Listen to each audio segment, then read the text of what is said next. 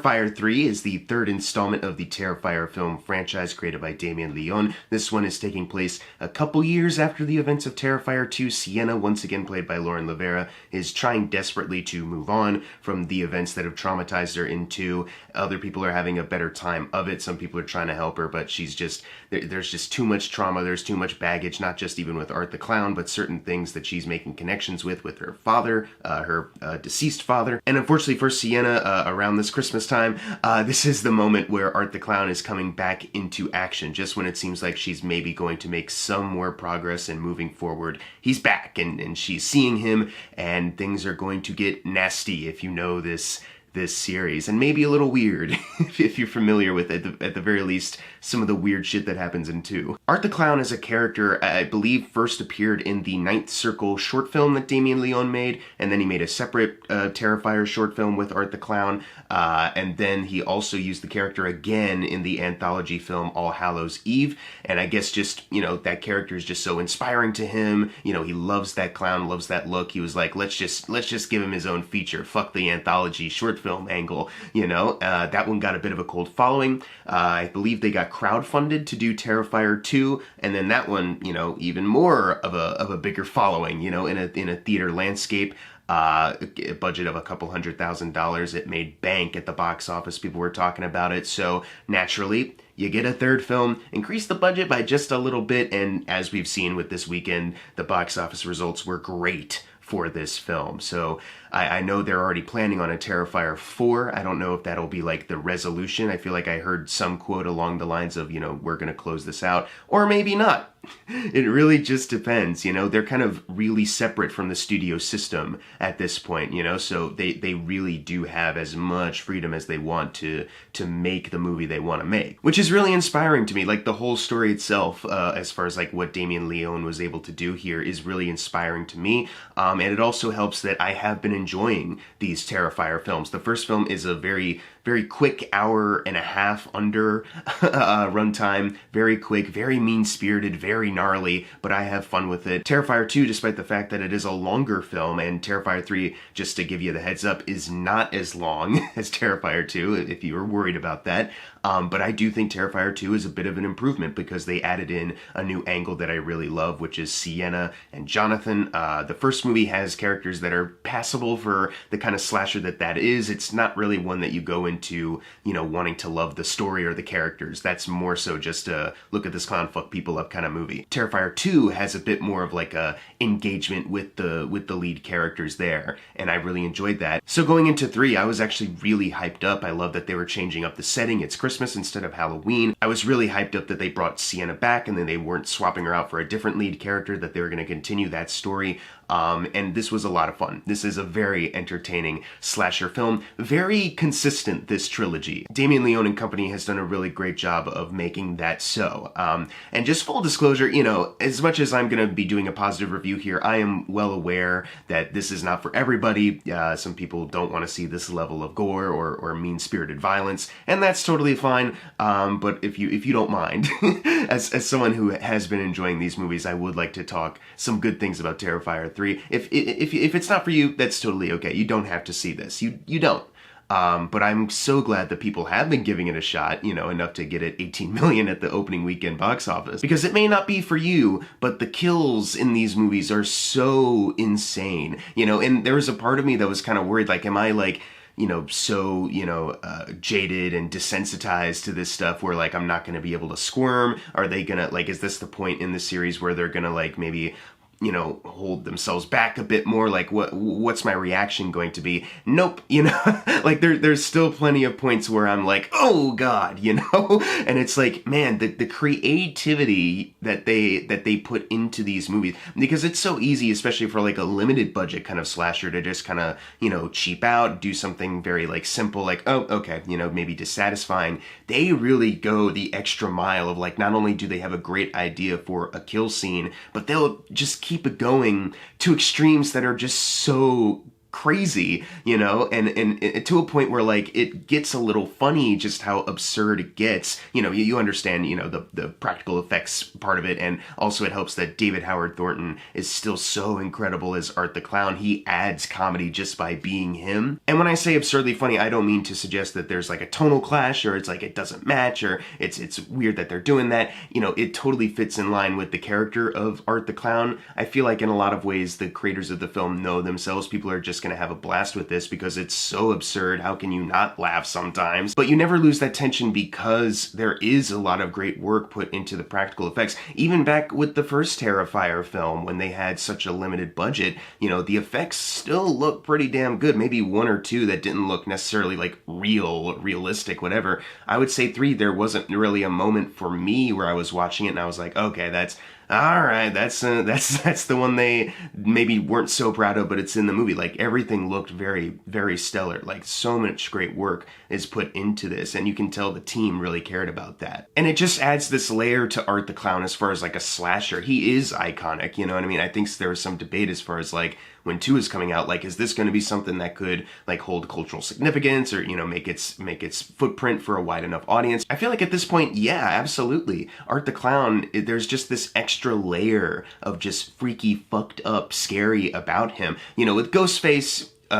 Jason, Michael Myers, all these other slashers, still there's some suspense. You can be scared by them. There's a way that filmmakers can, frame them right, execute, their screen presence in a way that is scary, and there's ways they can fuck up. Art the Clown has this extra layer, though, of like, I would be more scared, if there's like a long hallway and he's down there as opposed to like if there was a Ghostface or something like that, because once he like stabs you, it's not done. He keeps going. I think maybe it was Corey Coleman who said this, maybe it was some reviewer out there who said like he's kind of like a scientist or like an experimenter with body parts, He's not just satisfied with just killing you. He wants to like do extra stuff to you, you know what I mean? And it's so gnarly, and that freaks me out. Like what else he could do, that freaks me out more than the initial kill. And so there's always this extra whenever he's near our lead characters, even in the last one, where it's like, yeah, get the fuck out of here. How the fuck are they gonna get through this? Having such an antagonistic force that is that, like, nerve-wracking and nail-biting is so great, and I do love that it combats a really fantastic protagonist in Sienna. Lauren Levera, she's a revelation. In Terrifier 2, when you add that element and you have her as that character, it's like, oh, she's fantastic, like she's the perfect character for this. She's the perfect actress for this character, so that's why I was excited for bringing her back. And they're doing the trauma thing, like she's still going through some stuff and exploring how trauma is affecting her. I think 5 or so years after the events of Terrifier 2.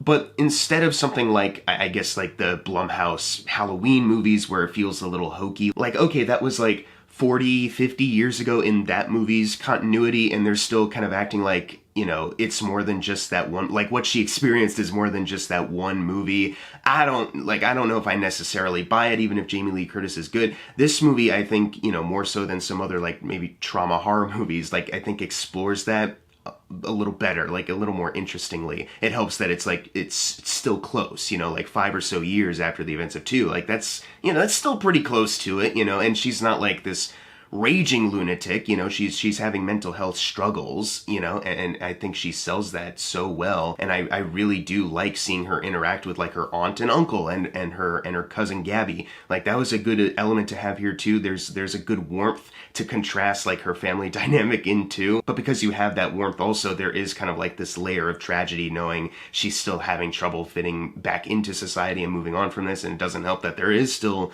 the Art the Clown threat out there, and it just there's this extra layer of, oh, I don't want anything bad to happen here, but I know these movies. You know what I mean? I do like that her and Jonathan, played once again by Elliot Fulham, have a bit of a disconnect, that they're on separate paths, they're experience the same kind of trauma but different age ranges, and just in general trauma can affect people differently. So I like that those two not necessarily clash, but even they're kind of having a bit of a problem reconnecting and getting on the same page at a certain point. It added an interesting element to me, and I really like that. I also think it's interesting how they're seemingly going to commit for the next film this supernatural, spiritual, borderline maybe some religious angles of it too, not in like a, you know, pure flicks way, but in like a horror supernatural way. And two, they kind of hinted that, you know, with the little girl who some people can see, other people don't, so you think, is it just an art's mind? But it seems like other people can see the girl sometimes. You have the ending of that, the post-credit scene in general is like, what the fuck is that? I mean, even with the ending of the first movie with Art living, you know, after what seemed like, you know, a fatal end. And in this movie, they also have, you know, the same way they treat it in Terrifier 2, just sprinklings of like a supernatural, just otherworldly kind of thing influencing the plot. And it's going to be interesting to see where that goes, is all I'm going to say. But it's an element that keeps me interested, you know? It's going to be more than just, oh, it's the clown who hacks people up in his gore. It's weird, actually, you know, because it's not just a guy in a mask, you know? I mean, at first glance, it's a guy in just a clown suit and makeup, but then you have this other layer where I'm like, I want to see this through to the end, you know. It's one of those string you along kind of like narrative choices, you know. You got to see the whole picture, and then you know everything. Last thing I'll say before I talk about some of the negatives, I guess, is that I love the Christmas angle of this. I love that they changed it up with an incredible opening scene that could have just been its own short film. I think maybe they even based the teaser trailer around some of the footage there. You know, I think they get a lot of use out of the Christmas aesthetic of it all, you know, whether it is, you know, him in the full Santa outfit, how he gets that outfit in the first place, mall Santas, the mall in general, some of the imagery. I think they do a really fantastic job with that in this film, and it's why I was so excited to see them switch it up, because there is so much potential with that. You know, I think they got their money's worth out of it. So like I said, it's a very consistent trilogy of films here. It's still, you know, on the same level of enjoyment for me. I think I enjoy it more than one. I don't know if I enjoy it more than two. They're kind of neck and neck, but I feel like these movies kind of have the same issues as well, which is kind of, you know, part of why I say it's pretty consistent. And some of those issues would be like, there's just certain lines of dialogue every once in a while where I'm like, okay, you know, a bit of an eye roller. There's some moments where acting, I think, can be better and maybe should be, a little bit like certain moments that maybe undercut the scene you're watching. Not the actor's fault, just to give them a bit more of like a push into the right area. Obviously, we have some great performances here, so every once in a while, there's a line and a line read that maybe like undercuts kind of the mood that I'm in watching it, like, oh, okay, you know, eye roll time. And also, there's a stretch of movie where it seems like they have jumped ahead. Like for me, the viewer, it feels like I'm missing scenes. To a point where like I saw it with my sister, she loved it, and I was like, is this going to be a dream sequence? Because it just seems so abrupt and just like quick to getting there. Like it still felt like we were missing stuff to get to this point, but nope, that they were committing to it. So I was like, not that it was a bad commitment or a bad story choice. I was just like, I'm just surprised that they didn't show, like, for a sequel to a 2-hour, 18-minute movie. I'm surprised that they didn't show more, I guess. I guess maybe they were also trying to not make it as long, which is surprising to me because it's not like they're in the studio system. They can make the movie they want to make. Maybe this was just a personal thing for Damien Leone. Maybe he thought that was a tighter edit. But it felt a little jarring when they cut at a certain point. And it was like, oh, so, okay, it's not a dream scene. This is all actually happening. Okay, it seems maybe a little rushed for me. And maybe these are elements that'll come back in the next movie or something like that. Who flippin' knows? But that was another thing that kind of took me out of watching the movie for a second. Like, okay, I like this, you know, and I'm still riding with it, but you know, I'm kind of frustrated with that choice. But that being said, those are really it, you know. If you're going to see this movie, you should know exactly what it is at this point. You know, they're not changing it up. They're not going more tame with the kills or anything like that. They're going all in. You know what I mean? Like, they are not afraid to do stuff to people, no matter who you are. Another thing I wanted to add before I end this out is Samantha Scafidi, who has been in these movies since the first one. She's Victoria, mangled chick, at the end of the first movie. Yeah, she's still in this. I don't think it's the same, like, character anymore, because I think I saw some people, like, complaining, like, I don't like what they've done with the Victoria character. I don't know how much you can say, especially I'm thinking of something that happens near the end of this film. I'm not even sure how much you can say that, like, that is the same character anymore, but it is the same actress, and she's still great in this movie, obviously doing something way different than what she was doing in the first movie. But also, you know, going back to how, like, the first movie, yeah, the characters aren't anything to write home about, but they've taken that one character and really, like, you know, put her through some stuff, more so in this one, because she only had a cameo in, like, two, that makes me even more interested. And I was glad to see that addition in the movie. I'm gonna give Terrifier 3 a B. I really enjoyed this one. I can't wait to see more. I'm in full awe of what Damien Leone was able to do behind the scenes, getting this all made, but also in front of the camera with the practical effects kills, and just getting this great performance from Lauren Lavera, who is still amazing. I can't wait to see her career flourish. She's wonderful. I'm such a fan. David Howard Thornton obviously is still amazing as this clown. He could probably keep doing this for the rest of his life, who knows. He adds this huge layer of fun to this sadistic, you know, evil clown. It doesn't work without him. You know, you have this great design matched up with just what he's able to do with his face, his acting choices. Man, it's really amazing work. You know, it might not be for you though still, so I say all these positive things, and maybe some of you are like, well, you know, maybe I'll go check it out. And, you know, if that's your choice, be warned. You know what I mean? If you're not into gore and stuff like that, just stay away. Don't even give it a shot. But if you think you can handle it, you know, please, you know. I love the fact that these movies have gotten more of a fan base, more attention, and that's cool, you know, and I feel like these other elements that they keep pushing, keep committing to, make it a bit more than just like a gory slasher film, you know, and I don't just even mean like the spiritual side. I mean like what they're doing with Sienna's character as far as like mental health problems and like just with her dad's connection, but then also following up Terrifier 2, you have like the true crime kind of like commentary that's in this movie too, which I enjoyed and liked how they approached it in this film. So yeah, there's a bit more to chew on as far as like, it's more, at this point, it's more than just how many ways can Art the Clown kill you. You know, there's a bit more going on. Although that is, you know, the reason why you see the movie and still the highlight of these movies. Anyways, what did you think of Terrifier 3? Leave your thoughts down in the comments below. And as always, thank you guys for watching. Make sure to subscribe. I'm Jackson Fulcher. See you guys next time.